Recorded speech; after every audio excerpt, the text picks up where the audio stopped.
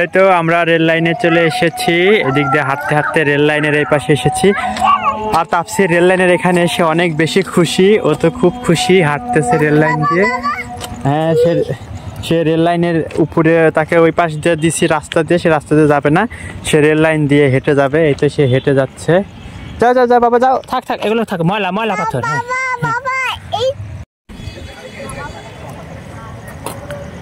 যাও, আম্মু কোথায় গেল? দেখো দেখো, আম্মুকে দেখা যাচ্ছে। তাপসির যাচ্ছে, ওর আম্মু হাঁটতে হাঁটতে আরো দূরে চলে গেছে, আমরা ভিডিও করছিলাম। তো আমরা এই তো যাচ্ছি রেল লাইনের পথটা ধরে হেঁটে হেঁটে। ট্রেন ওইভাবে যাবে, ভু ভু করে ট্রেন যাবে। এখন কোলে নেব, সে কোলে উঠবে না, সে সবসময় কোলে ওঠে। আর এখন সে হেঁটে হেঁটে যাচ্ছে, সে এখন হেঁটে যাবে। রেল লাইনে আসলে তার হাঁটতে ভালো লাগে। আমরা রেল লাইন ধরে হাঁটতে হাঁটতে যাচ্ছি, অনেক বেশি ভালো লাগছে। এই যে তাপসিরের আম্মু এবং তাপসির কিন্তু অনেক আগে চলে আসছে এদিকে, আমিও যাচ্ছি। হ্যালো গাইস, কি অবস্থা সবার? এই যে স্টেশনটা কিন্তু অনেক সুন্দর লাগছে। আমরা এদিক দিয়ে হেঁটে যাচ্ছি। তাপসি রেল লাইন দিয়ে হাঁটছিল, হঠাৎ করে মাইকে যেই বলছে যাত্রী মহোদয়ের দৃষ্টি আকর্ষণ করছি, অমনি তাপসির আম্মু বলে উঠেছে যে ট্রেন আসছে, ট্রেন আসছে। আর তাপসির অনেক ভয় পেয়েছে যে সত্যি সত্যি বুঝি ট্রেন চলে আসছে। এই জন্য জড়সড় হয়ে এসে আমার কোলে উঠলো। আমরা স্টেশন দিয়ে যাচ্ছি, তাপসিরের আম্মু আগে আগে যাচ্ছে। স্টেশনটা কিন্তু রাতের বেলা অনেক বেশি সুন্দর লাগছে, তাই না বাবা? অনেক সুন্দর লাগছে, তাই না? স্টেশন থেকে সোজা আমরা অ্যাপেক্সের দোকানে ঢুকলাম। ঘুরে ঘুরে দেখছিলাম জুতা, আসলে জুতা কেনারও দরকার ছিল, তাই সব দোকান একটু ঘুরে ঘুরে দেখছিলাম নতুন কালেকশন আসছে কিনা। এগুলা তো বরাবরই আমি সবসময়ের জন্যই দেখি, আমার দেখতে ভালো লাগে। মেয়েদের তো শপিং মল ঘুরতে অনেক বেশি ভালো লাগে, সেটা যে কোনো মানে জুতার দোকান হোক, ড্রেস হোক বা যে কোনো জিনিস হোক, দেখতে তাদের অনেক বেশি ভালো লাগে। তো যাই হোক, এইখানে দেখার পর আমি আবার আরেক দোকানে চলে গেলাম। আর শুরুতে আমরা বেতে গিয়েছিলাম, তারপরে অ্যাপেক্সে ঘুরে দেখলাম, তারপর লাস্টে যে আমাদের ভরসার জায়গা হচ্ছে বাটা। বাটাতে আসলে আমার এক জোড়া জুতা পছন্দ হবে মাস্ট। তো যাই হোক, আমি বাটাতে রুমে পরার স্যান্ডেল দেখছিলাম, খোঁজাখুঁজির পর আমার এক জোড়া জুতা পছন্দ হয়েছে। ফাইনালি আমি ওটাই কিনেছি। তাপসিরের বাবারও রুমে পরার জুতা খুব দরকার ছিল। এইখানে আরো অনেক ধরনের জুতা পছন্দ হয়েছে, তো আমি তাপসিরের বাবাকে বললাম নেক্সট টাইম যখন আসবো তখন এগুলা কিনবো, এখন যেহেতু এটার দরকার নাই। আর আমার যেটা মানে জরুরি বেশি, আমার যেটা প্রয়োজন বেশি, আমি সেটাই কেনার চেষ্টা করি। যেটা আমার এখন প্রয়োজন না সেটা শুধু শুধু নিয়ে আসলে রুমে জমা রেখে তো কোনো লাভ নেই, তাই না? যাই হোক, জুতা দেখা শেষ পর্ব হতে তাপসির ঘুমিয়ে গিয়েছে। আসলে তাপসির বাবা যদি ঘুমিয়ে যায় শপিং মলে, কেন জানি না আমার ভালো লাগে না, কারণ পুরো শপিং মল সে অনেক দুষ্টামি করে, অনেক সুন্দর করে ঘুরে বেড়ায়, আমার দেখতে বেশ ভালো লাগে। আর আমি এখানে আমার সোনা বাচ্চার জন্য কিছু ড্রেস দেখছিলাম বেবি শপে। আমার বরাবরই আমি মানে যখনই বাহিরে যাই তখনই আমি একটু বেবি শপে যাই, তাপসিরের জন্য যদি কিছু ভালো লাগে আমি অবশ্যই কেনার চেষ্টা করি। তো যাই হোক, এখানে আমার দুইটা ড্রেস ভালো লেগেছে, আর সেটা আমি তাপসিরের জন্য অলরেডি কিনেছি, আমার কাছে অনেক বেশি ভালো লেগেছে। তারপর আবার একটু বাহিরে বের হলাম, একটু ঘোরাফেরা করছিলাম। আর যেহেতু আমি এতদিন ঢাকাতে ছিলাম, প্রায় 3 মাস পর আমি রাজবাড়িতে এসেছি, আর আমি অনেক কিছুই মিস করছিলাম। মানে রাজবাড়ির যে মার্কেট গুলো আমার কাছে বেশ ভালো লাগতো, সেগুলো যেহেতু আমি অনেক দিন যাবত দেখিনি, দেখা হয়ে ওঠেনি, সেই মার্কেট গুলোই আমি ঘুরে ঘুরে দেখছিলাম। তার মধ্যে 1299 একটা, সেখানেও আসলে আমি বহুদিন পর গেলাম, যার পর দেখলাম যে মানে সেরকম নতুন কিছু নাই, সেই পুরান সব জিনিসপত্র দিয়ে ঘেরা। তো যাই হোক, আমি ওইগুলাই ঘুরে ঘুরে দেখছিলাম। 1299 এর জিনিসগুলো আমার ভালোই লাগে, কিন্তু আজকে যখন দেখছিলাম তখন খুব একটা ভালো কিছু চোখে পড়ছিল না। তো তারপরেও মেয়েদের যে স্বভাব, একটু ঘুরে ঘুরে মানে না দেখলে যেন তাদের ভালো লাগে। বাটা থেকে তো আমাদের 2 জোড়া রুমে পরার স্যান্ডেল কিনেছি, আর বেবি শপ থেকে তাপসিরের জন্য 2টা জামা কিনেছি। এগুলো তো আপনাদের সাথে অলরেডি শেয়ার করেইছি।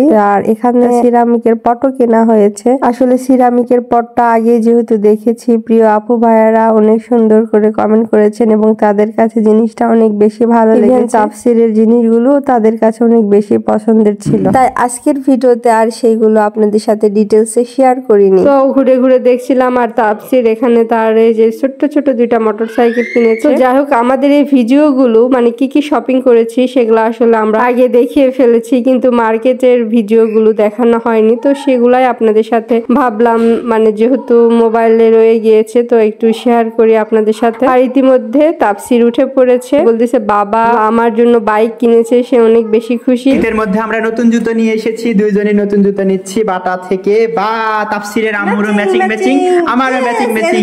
ইয়ে!